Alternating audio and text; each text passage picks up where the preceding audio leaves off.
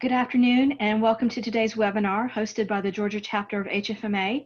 I'm Laurie Heavey. I'm a Georgia HFMA Education Committee volunteer. Before we get started, I want to call your attention to the Georgia HFMA website, particularly the events calendar. When you visit the site, you'll notice that the events calendar now contains events from across our region. So not only Georgia, but South Carolina, Florida, Alabama, and Tennessee. Please check it out when you have a chance.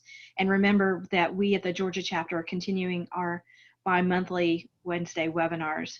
So here are just a few housekeeping items. All phone lines are on mute to avoid interruptions during the broadcast. Please just submit your questions via the question box at any time, and I'll coordinate with Wendy for her answers at the end of the presentation. So as you're thinking of your question, please go ahead and submit it. I'll coordinate that for the end. You can find a link. I'm going to send it out to everyone now. In the chat box, you'll find a link to download the presentation that's on the Georgia HFMA website. So you go to the website, at the top, you go to media, drill down from there to document library, drill down in case you missed it, drill down 2020, drill down August 26. A lot of digging, but good information. Everyone on today's call is eligible for continuing education credits. Be on the lookout for this form in your email. I'll be sending it. It'll come from my email, lheavey@clearbalance.org, and I typically do that on Friday mornings. Then you'll be able to use that form to self-submit for your credit on the HFMA website. And finally, before we get started, I just want to take a second to recognize and thank our chapter sponsors whose logos you can see on the screen now. We appreciate your support. Now moving in, today's topic is one that continues to consume all of us, reimbursement issues and concerns as we're managing in a COVID world. Wendy Kukla of Hollis Cobb will talk about how to enhance your collection techniques. So as Director of Training and Quality Assurance for Hollis Cobb, Wendy is responsible for creating and maintaining the corporate and regulatory training environments for the company, while promoting an organizational culture that encourages ethical and proper conduct. She develops and oversees the quarterly HIPAA and compliance testing for all Hollis Cobb managers and staff, and provides on-site value-added collection, customer service, and compliance training for clients. Wendy has worked in medical collections since 2003, and her wide range of experience helps her understand the challenges first and third-party collectors face when assisting patients in resolving accounts. Wendy, we're ready to begin. Thank you so much, Laurie, and good afternoon to everybody. Collection techniques is a topic that I truly enjoy training to, and now we are entering into just a different mix of challenges with the pandemic. So we hope today we can share some tips with everybody that will make a difference in your collection efforts or collection campaigns. COVID continues to impact businesses. Patients have found themselves suddenly unemployed and facing reduced hours or pay cuts. The changes in the economy and then a remote workforce requires collection strategies to be adjusted. Based on the participants of today's call, I see that we have a different mix of roles and responsibilities, and this training could be helpful for everyone at all levels, but most important to the employees whose main job duties or job responsibilities is collecting either pre or post service, face-to-face, or over the phone. Some of the areas that we're going to cover is educating staff remotely, techniques used to engage in collection conversations, and we'll walk away with some sample scripting to help overcome the mention of COVID.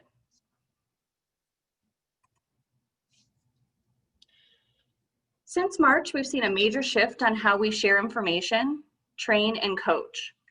Before we jump into the core of our training, I just wanted to share some of the best practices that has worked for Hollis Cobb during this unprecedented time. Our staff was so used to face-to-face and on-the-fly feedback, that element was lost when the team went home. Our leadership quickly invested in ways to create an engaging work-from-home environment. We started using tools such as Join, Zoom, Slack, and Microsoft Teams. This not only helped us to provide remote training, but allowed for video conferences and a communication platform that could be used across the teams. It's really helped us maintain morale and engagement with our staff. Even with these tools, working from home is still very much a challenge. I'm sure we all can agree to that today. We have to encourage our staff and ourselves to keep to a schedule and take breaks. Another area that we really focused on was making sure that our staff had a quiet and secure work area. And just like if you were in the office, encouraging them to keep track of their goals, their productions, and their measurements. Working from home hasn't been easy on all of us. We have to remember we're all into this together, and we really do encourage our staff to provide us with feedback with the tools and technology that we sent them home with. Give themselves a little bit of a break, including managers and leaders. Give yourself a break. We're all going through this together. Take that feedback, share it with the team, share it with the organization, so that way we can take their feedback and turn it into a culture that's going to work for them when they're at home. And as much as we try to encourage them to take breaks outside of the house, you know, we find that it's very successful during team meetings or daily huddles or check-ins that if it is a beautiful day outside, we recognize that we're encouraging them that when they take their breaks, they're stepping out, getting outside, breathing in that fresh air. And that really has went a long way to creating a culture that works remotely for our staff. Also, through educating remotely, we've taken a lot of time to expand on our LMS. Probably like a lot of the organizations, we had some items that should have been out there a long time ago. We took that time to add documentation and training material, videos to our LMS. And at the time, it looked like a short-term benefit, but we now know that this is probably going to be the new normal. We spent a lot of time on auditing and coaching even before we went home, and that hasn't stopped. It should not stop. So it's important that as we are pushing things out in our LMS, that we're encouraging our staff on our daily huddles to go out and review this, pay attention to this documentation. If we're sending that communication via an email or expecting an alert or notification to drive the staff to look at it, it could easily be overlooked. So encourage them to check any type of learning platforms on a very regular basis. With our auditing, we're fortunate enough that we have a speech analytics tool that allows us to mine all of the conversations and provide reports or text to speech that we've used to coach and audit our staff. Some of the things that we are looking for is empathy, professionalism during phone calls, mentions of COVID or an inability to pay. And we've even been able to use this tool to bring up mentions of background noise. So again, we can communicate that to our team members and have them make an adjustment with their remote working environment. This is such a vital tool to our organization and the continued education for our staff. Another area of education that we're relying on a very regular basis is the information related to COVID. We recognized very early on that the media coverage was overwhelming. Almost too much to look at Facebook, Twitter, or even watch the evening news. We try to control the level of information that our staff is sharing with the outside public. And we regularly share updates with our team, anything that has to do with the COVID economy, changes within the stimulus package, client-specific changes. If a client has offered us an opportunity to take reduced payments, changes to their payment guidelines during this COVID season, or just best practices when it comes to communicating with consumers and/or patients. So I would encourage everyone on this call, regardless of your role or position, keep learning, keep educating your staff, and find a communication tool or software that will work for you. Now, as we move into the core of the training, successful collection conversations. During this time, we had to go back to some of our basics. Providing a human aspect to an often impersonal billing process is a great way to improve customer service, but also to build patient confidence and to ensure that the patient experience is undamaged.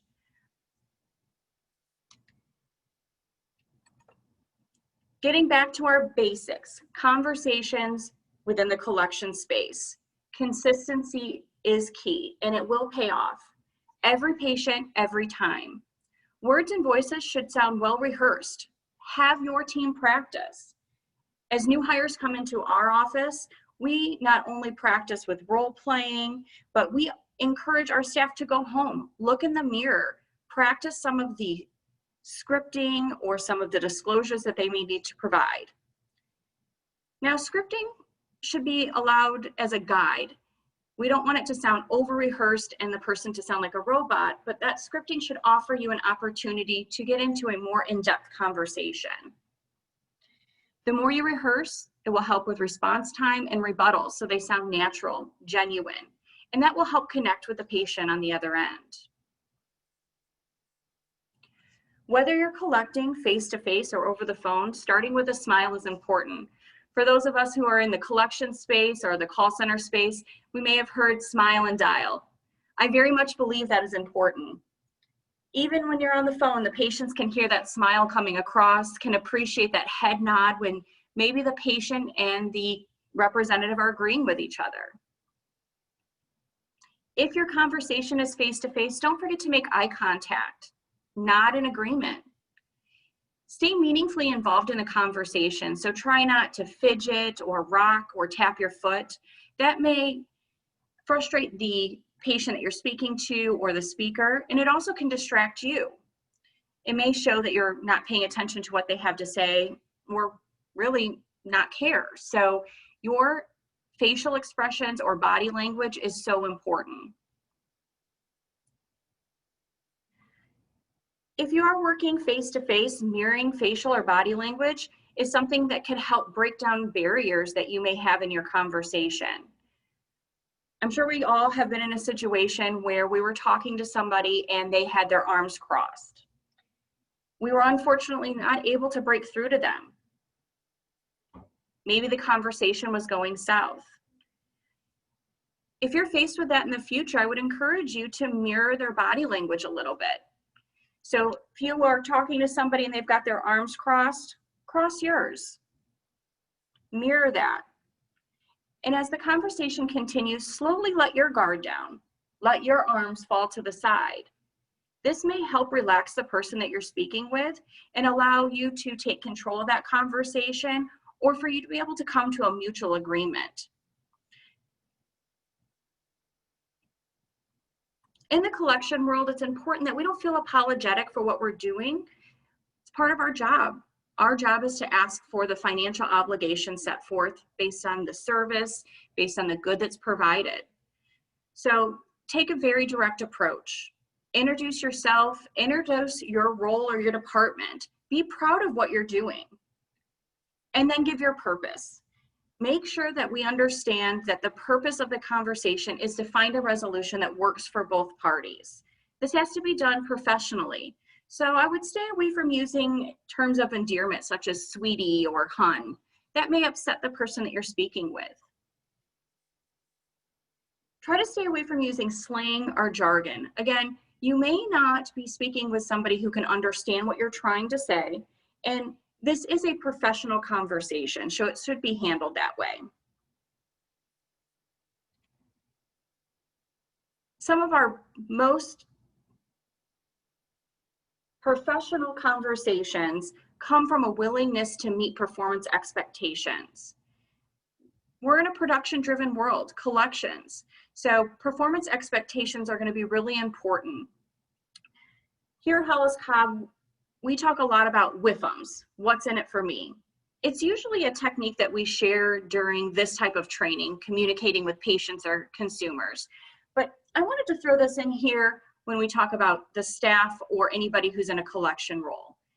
Even as a collector or somebody who's communicating about payment, they have to understand what's in it for me. They have to have that willingness to perform or even outperform their peers. So is there something that could be given to them? Is there a successful production standard that is measurable that they can work towards? And even being at home, we have to find some sort of competition to bring that out a little bit. We've encouraged small gift card winnings. We've encouraged food being sent, gifts being sent to their home when meeting some of those performance expectations at that team level.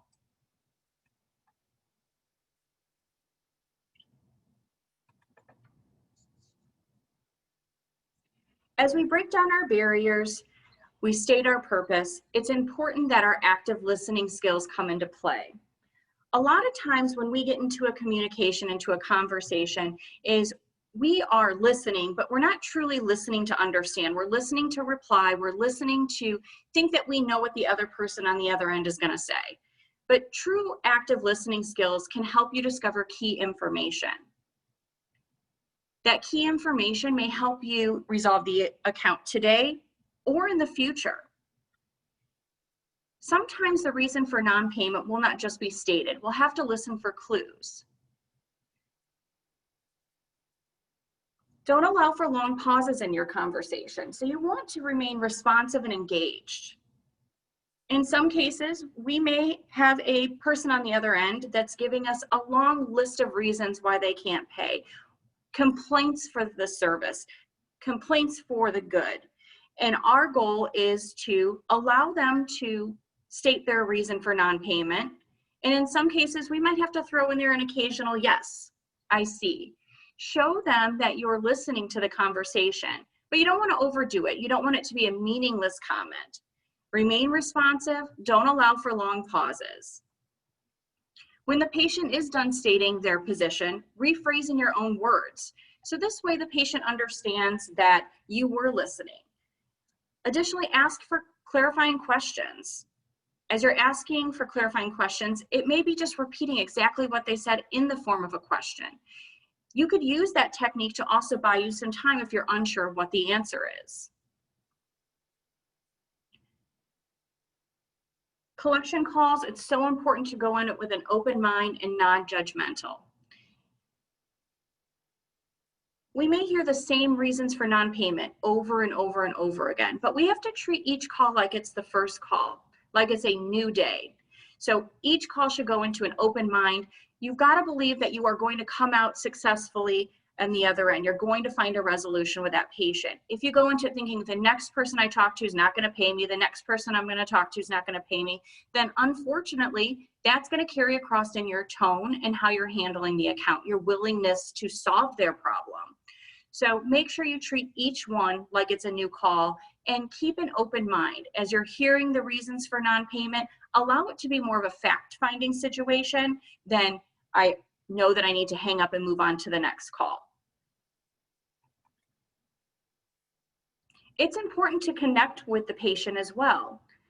We all are underneath a lot of production measurements. We may have a certain time frame that we have to hang up or we have to move on to our next patient, but it's important to try to build a rapport.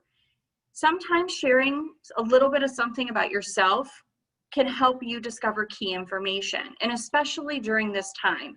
During the time of COVID, if somebody is telling you that they're scared, they're uncertain, they're overwhelmed, let them know we are in this together. We understand. And that's another way of being empathetic as well. There's no better way to build a rapport than to show empathy. Using phrases such as, I understand. I'm sorry to hear that. Yes, I would be upset too. We want to let them know that we are going through the same thing, and we never want to be rude or sarcastic to their experience.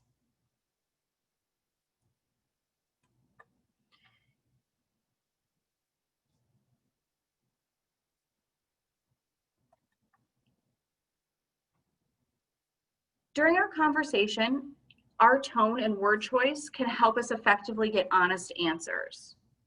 We want to bring energy. We don't want to sound stressed or bored, ready for the day to close up. The changes in the inflection of my voice can change the outcome of my phone call.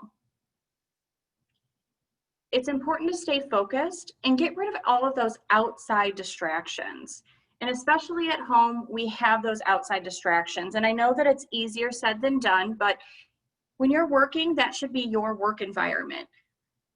TV shouldn't be on, radio may be playing quietly in the background. Try to have all that family, other rooms, so that way you are not easily distracted, can stay focused on the conversation or the task at hand.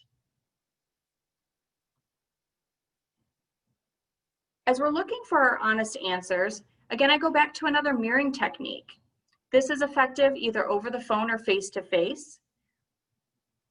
If a patient tells us they cannot pay now, your rebuttal or response could be, then when can you pay? I'm taking their phrase and turning it back to them in the form of a question. If the patient advises, I don't think I owe this,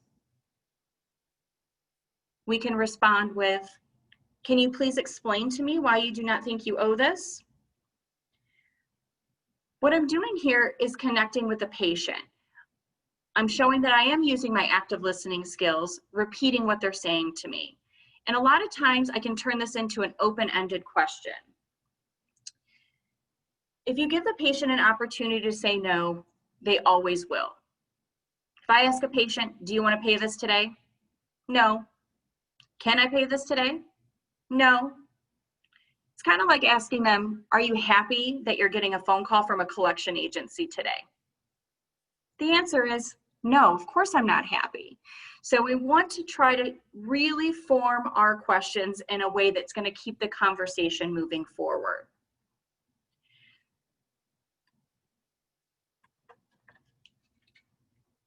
With our open-ended questions, rather than asking, have you filed for unemployment? We can ask, when did you file for unemployment?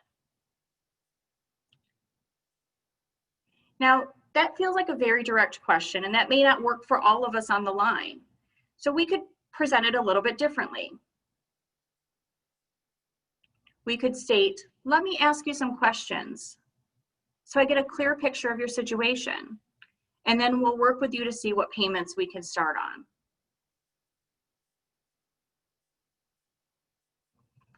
Another way that we could phrase, I'm so sorry you were laid off. I know or hope the stimulus checks will be issued shortly. Maybe that will help you. When did you file for unemployment? I'm using empathy at the beginning of my phrasing.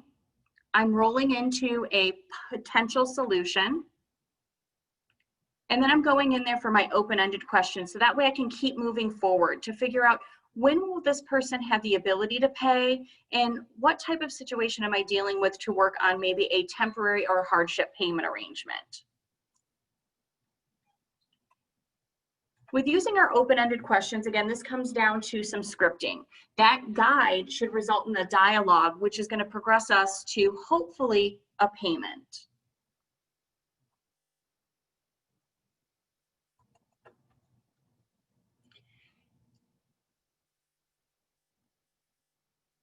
As a successful collection conversation, it's important to set clear expectations and document them. I know we all live in a world that's, if it's not documented, it didn't happen. So keep that in mind when accepting any type of payment, reduced payment, or hardship payment.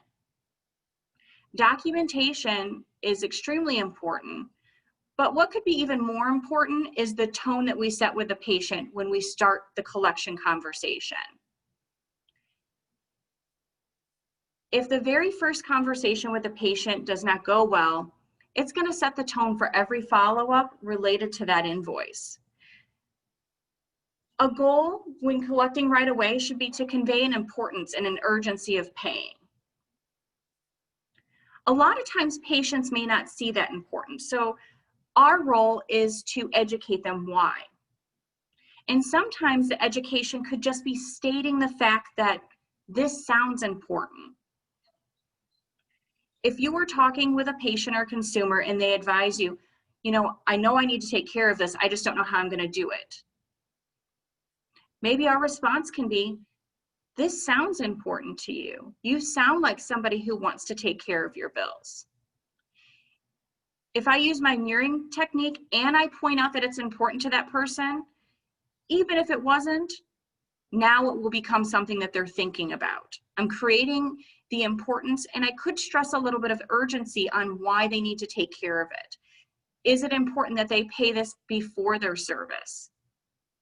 Is it important in order for them to keep their appointment, they must take care of this?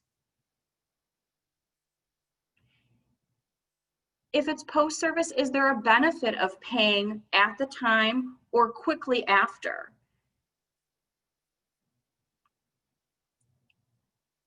Some of our most successful collectors are confident anytime they go in for that request for money. As you're asking for it though, I would encourage everybody, put yourself in the patient's shoes. How would you want that situation to be presented or handled? We've all received a phone call on the other end. Could have been a collection call, a sales call, but ultimately we've all run into that experience where maybe the situation wasn't handled very well. Keep that in mind as we start getting into maybe a combative conversation. How would you want somebody to speak with you? What would be the word choices that you would like to hear? And always be aware of that tone and volume of your voice. Try not to interrupt. Don't overtalk. And we should never raise our voice above the patient's.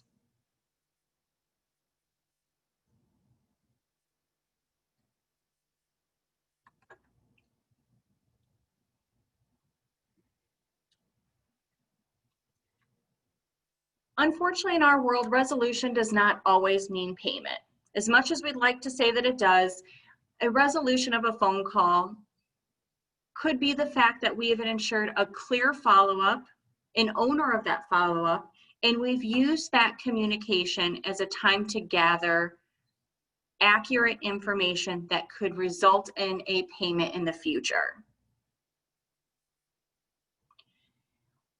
If we have a conversation that is not going to result in payment, it's important that we gather multiple points of contact.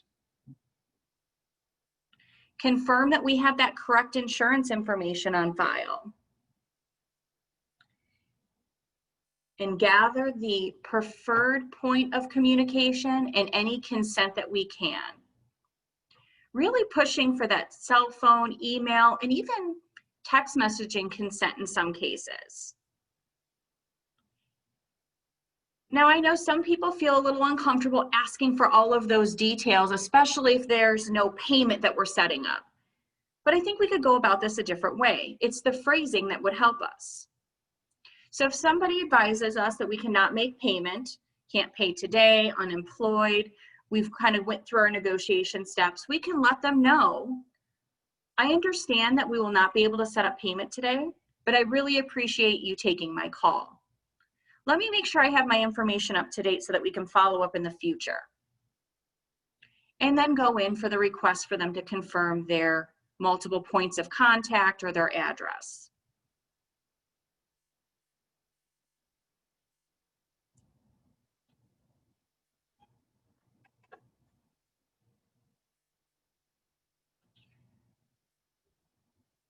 Now in this COVID season, we have to remind everybody we are in this together. Employees, patients, we're all going through the same emotional crisis. We're scared, overwhelmed with all the information, worried about our job. The fear of uncertainty is on everybody's mind. But there's one thing that we have to remember. Everyone in the healthcare world has been dealing with a crisis every single day before this. Crisis counseling is something that we were dealing with. We've always been encouraged that during a patient communication, we have to remain calm, show compassion and concern. We have to be confident, use positive phrasing, reassure them that it's going to be okay. We got to slow it down and speak carefully. Make sure that the person on the other end or the patient in front of us understands why payment is so important. We have to stay in control of our own emotions and offer solutions. One of the biggest things that we share with our staff is, although COVID-19, what is going on in the world, is on our mind at all times, we should not be the first one to mention this, not even as small talk. A conversation about money is just that. And like I stated, we've been going through this before. We would hear the reasons for non-payment due to a medical illness. We had to overcome that. the same way that we have to overcome the mention of COVID. Now, it did change it very differently because this was a global pandemic. So we have to adjust our money sources, how we are going to educate patients on opportunities to pay their bills. Many of the immediate money sources are still very much intact.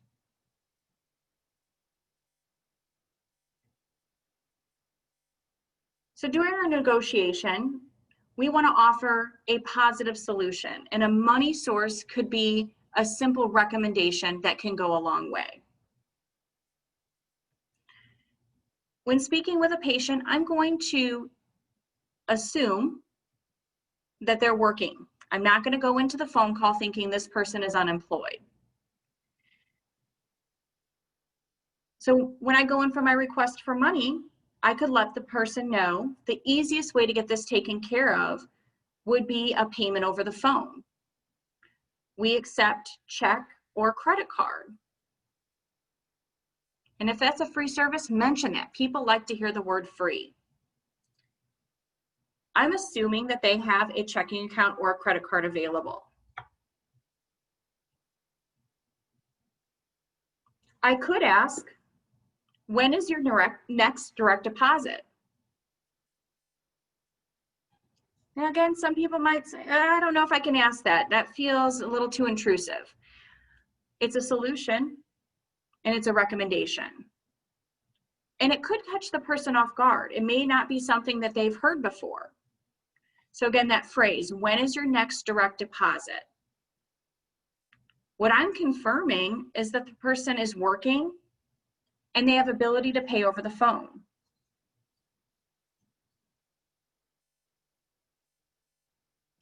I could ask, we can work around yours or your spouse's pay date. When can we set up that post-dated payment?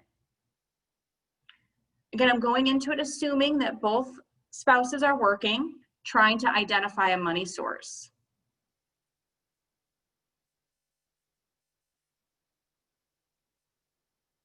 Another good immediate money source is an HSA or flexible spending card.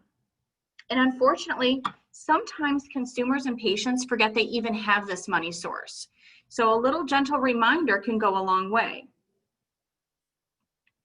Will you be using your HSA card to take care of that today? You can look for patterns or clues within the account levels to figure out if they have a HSA or flexible spending account. Look at previous payment history. Maybe even the employer could give you a clue if you know that that is something that that employer offers.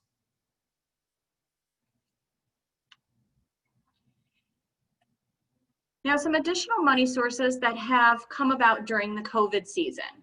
Some employers are offering hazard pay. This is also getting a lot of media attention in some cases.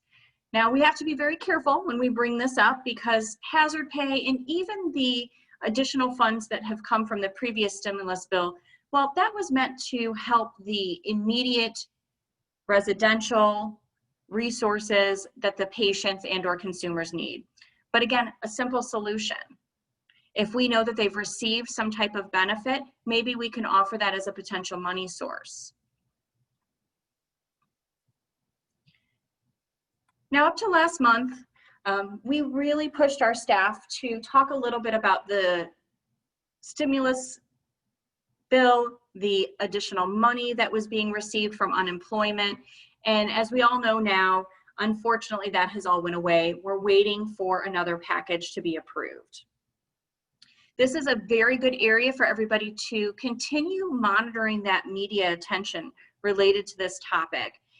And that way, you might be able to throw in some additional money sources and leverage that during your conversations. We had a pocket of time where there were some of our patients, our consumer base that we were reaching out to that was taking home more over the summer than what they were earlier in the spring or in the winter, beginning of the year, due to that stimulus bill being passed. So educating yourself and your staff will be extremely important. And one of the areas that we're currently monitoring is the changes to the payroll taxes. On 9/1 through the end of the year, employees will be exempt from their portion of the payroll taxes. And we're still looking for a lot of guidance from the government, our attorneys, on what the best approach will be with our employees and how to educate our staff to use that as a potential money source. But if this goes through and the employees are not responsible for their portion of the payroll tax, that may mean additional monies are available immediately to our patients and consumers that we're communicating with. Money sources is a scary conversation. So phrasing and your tone is going to be really important. So down at the bottom, I've got a little bit of a recommendation here that you may be able to throw into your talk off. I talk to so many people with a similar circumstance, especially at this time. I'm usually able to help find a solution to help prevent your account from aging, moving to collections, advancing to the next level. And then throw in your money source, your recommendation of how they could take care of that today.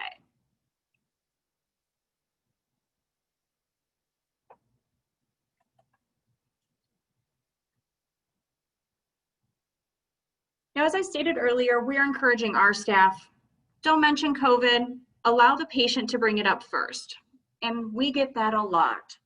Patients are upset that we are calling. They cannot believe that they're getting a collection call or they're getting a phone call to repay their bill during COVID. Two phrases that have worked for us to try to turn that around a little bit is trying to connect with the patient. This is a time of uncertainty. For now, we are attempting to reach out to you to discuss your account. Or this is a courtesy call to see how we can help or assist folks. We're offering some pretty low hardship arrangements. Would that interest you? So we're trying to sell a little bit of the fact that we're calling to offer them an arrangement, and that arrangement can be reduced or a hardship arrangement right now during the COVID season. A lot of reasons for non-payment when it comes to COVID. I think we all can agree that it's hard to commit to anything right now. It's hard to commit to a payment arrangement. It's hard to commit to travel. It's hard to commit to anything in the future because there's so much uncertainty. Let the patient know that you understand. I understand it is a time of uncertainty, and I am sorry to hear about your situation. We can review your account for a temporary hardship.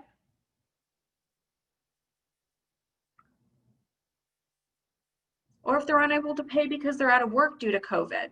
I understand with all the uncertainty, it's a difficult time to commit to anything right now. You sound like someone who stays on top of their bills, and this has probably added some additional stress to your budget. I could set you up with a temporary payment plan. Would X amount of dollars work? Or would you like to add a little more? Now, this is a risky move because we don't want to undershoot. We don't want to offer them a payment arrangement less than what they could probably afford. So it's important when throwing out a dollar amount, one, you're looking at your guidelines for your organization or your provider base. Two, if you've got any type of scoring or measurements that would sort of rate the account or the payer or the ability of payment, definitely take that into consideration. And shoot a little high. That's okay, because the worst they can say is no, or hopefully with that little nudge at the end, that very last phrase, they may increase that a little bit.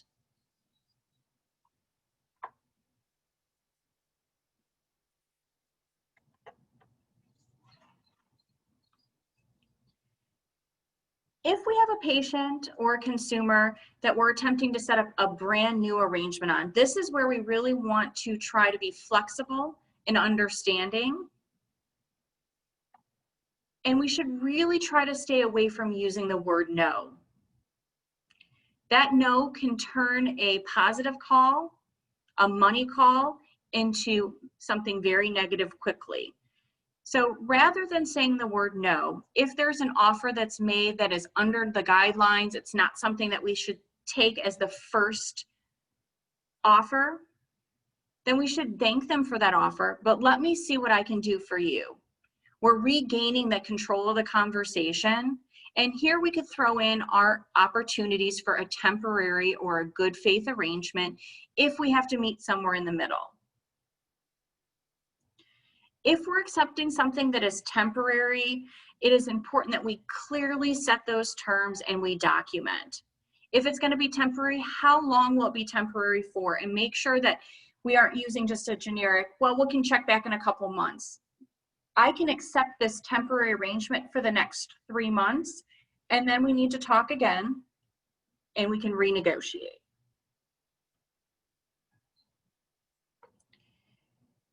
In some cases, we may get on the phone or speak with a consumer who's just not able to pay today. They are willing to pay, they just can't take care of something now. Can they put down a down payment? Could they give us a little bit today and start their arrangement in the future? Or again, during this COVID season, we could be a little bit more flexible and state, we do not have to set that up today, but our best practice is to set up post-dated payments. They're not able to pay today, or maybe even this month. How far out would your guidelines allow you to go? Make it sound like we're really doing something on the other end. So if the person states, I can't pay it this month, let me see what I can do for you.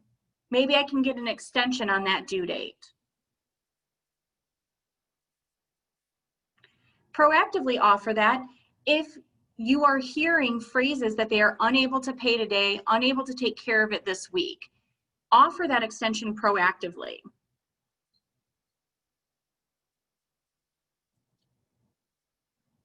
And of course, in the collection world, we're only as good as our last month. So if it's important that the payment is made, we can stress a little bit of urgency here. Getting you started on a payment plan today would be fantastic. Payments would need to be made this month in order to activate your account, in order to activate your payment plan.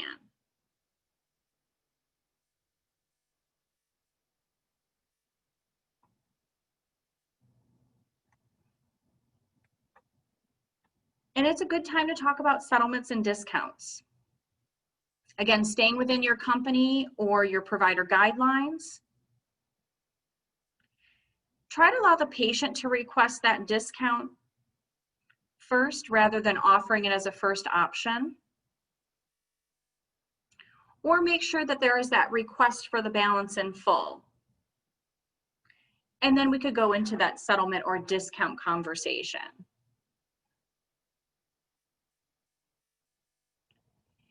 Some settlement phrasing could be something along the lines of, with getting this account out of active collections or preventing this account from going to collections, I understand that that could be very important to you. I could save you X amount of dollars if we settle the entire balance for whatever your settlement amount would be.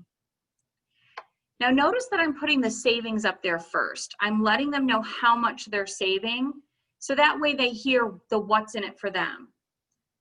They're hearing the negotiated or the discount, and then what that balance is that we're requesting. So important when we talk about settlements in the collection world, you know, we must stay compliant.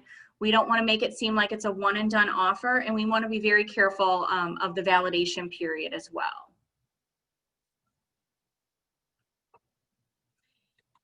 Now, in a lot of cases, we had patients or consumers who reached out to us who wanted to revisit their arrangements. And this is where good word choices are so important, because a temporary decrease is going to set the tone that payment is still going to be expected. So some samples that we have here: request for a payment to be decreased. I would be happy to temporarily decrease your monthly arrangement to, and we can reinstate you to a normal payment plan on. So I'm setting those terms and I'm keeping control of that. Maybe they wanted to cancel their payment. This is where we can offer them different flexibility of payments, reduced payments, extensions on payments, and letting them know that you're working with them. So instead of canceling your payment plan, let's do this. I'll not only delay your next payment for 45 days, but I'll also forgive that late payment, or I'll let you skip last month. And then we can temporarily reduce for how many ever months or for whatever dollar amount. So I'm offering a lot of flexibility here so that way we don't lose the entire arrangement moving forward. If you're agreeing to a temporary or reduced payment amount, I would recommend that you stay within 3 months. Even during this COVID season, we want to hope that things start changing around. And for some organizations and businesses, it has. Those who may have had reduced wages or reduced hours in the spring now have seen an opportunity to go back to work. They're making money again. So your financial situation is going to continue to change throughout the year. So every 3 months, you want to check back in. If they want to move that due date or delay, phrasing such as, my concern this will fall further past due, and at this time the aging process will continue on your account. Well, what does that really mean? And to each one of us on this call, it means something different. The aging could mean that it's going to go to collections, it's going to fall further delinquent, and there wouldn't be as many payment opportunities. So using a phrase such as the aging process will continue kind of puts a thought in the back of the person's mind, this is getting old. And again, we don't want to lose out on these payments, so we can offer to split them, move that payment date.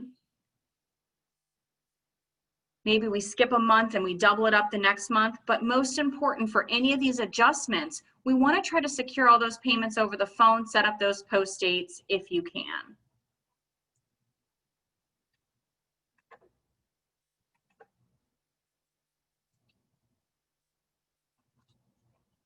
And unfortunately, we may not be able to resolve every account. We may not be able to obtain payment.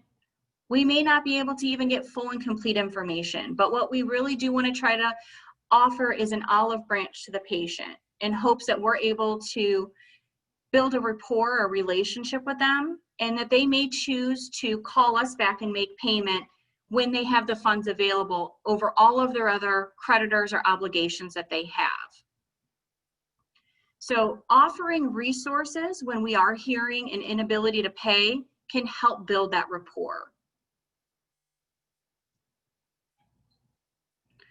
It's okay to let the patient know the crisis is impacting everyone. We see that lots of churches and community groups are offering help with some type of financial assistance. If you're aware of any of those in your area, I would recommend that you share them. And if you are not sure, you could visit the United Way or the CDC websites, and it does provide different assistance or resources that we may be able to share with our patient group, our consumer group. So again, we can extend that olive branch.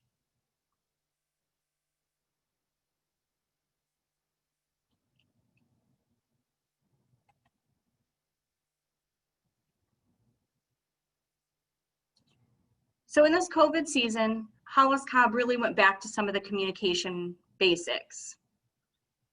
If payment's not going to be made, gather information that can be useful later. Be kind, empathetic, and understanding. We are all in this together. Offer as many resources, educate as much as we can. Be careful with compliance, and we shouldn't discuss things that aren't going to happen, threaten things that aren't going to happen. Follow through on our commitments. If we are to circle back with somebody in 3 weeks, 3 months, make sure that we're doing that. And I know we all are making up for lost income, so we need to work as many accounts as possible. Working accounts smarter. Evaluate your inventory that you're working. Use a patient scoring model that may help evaluate your patients and their ability to pay. Evaluate a patient using the federal poverty guidelines may give you an idea of what are some of the accounts, what are some of the opportunities that we should be putting in front of our staff, that we should be working in order to recover as much as we can for the lost income over the past couple of months.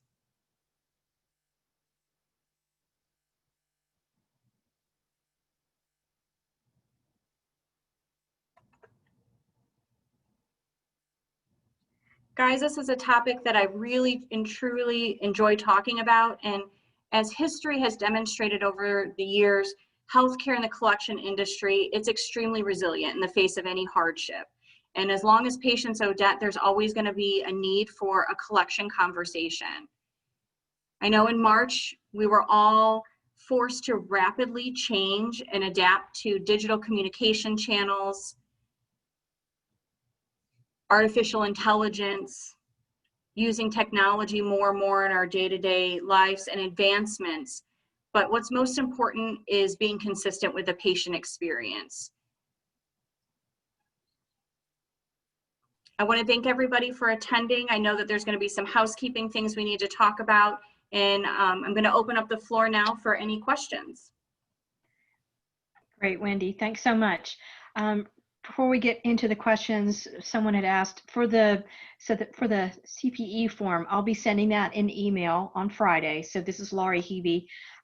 Be on the lookout for that email Friday morning. It'll contain the CPE form and the links to the recording for today, as well as the presentation if you don't already have it. And then you can take that CPE form. It's already completed. Just add your information and you can self-submit it on the HFMA website. Just a reminder, if you have questions, please go ahead and use the Q&A box.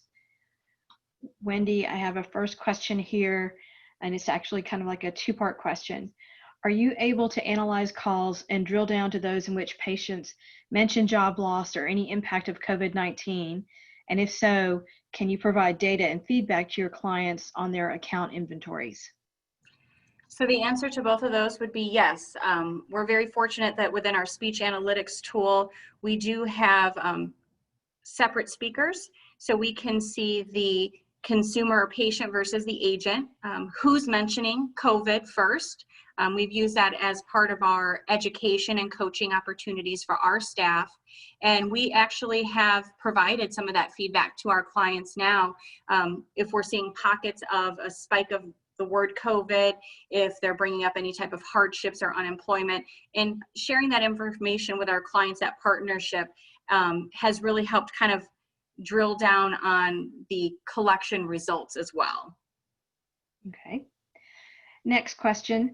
I know you focus on the personal voice inflections, but what about leveraging technology through text messaging? You know, that is one of those areas that we are looking into, and we are using email right now. With that, you have to be very careful with your phrasing of any type of electronic correspondence and how that comes across as well. You want your request for money to be compliant, but yet professional and pointed, and take into consideration any type of reduced payments, any type of settlement offers. That should be included in any of those correspondence if you're offering that at this time. Okay. All right, next question. How do you stay current on changes in the stimulus packages, and how do you educate your staff and keep them up to date on the latest developments? Watch the news. We're following all the major news outlets. We do partner up with our legal counsel to provide, you know, our final position on something. And I think it's just ever changing. So it's very important that we, you know, get that information out as quickly as possible and almost try to beat all of the news outlets from putting it on Facebook and Twitter. Got it. Okay. All right. Any other questions? Please go ahead and use the Q&A box. While we're waiting, just do one final check. So again, like I said, Friday, I'll be sending you guys an email with the recording link, the presentation, which you can download now on the HFMA website, and then the CPE form. We have webinars coming up in September. September 9th is Delivering Massive Financial Impact with Artificial Intelligence, and September 23rd, Major Workers' Compensation Legislation in Georgia. So we'll be sending out registration emails for those from the Georgia HFMA email account. Be looking for that. And Wendy, it looks like those are all the questions we have for today. So I think we're closed unless you have any final comments you'd like to make. Again, guys, I just wanted to thank everybody. If you do have a question or something comes up in the future, got our contact information on the presentation. I'd be more than happy to answer any one-off questions as well.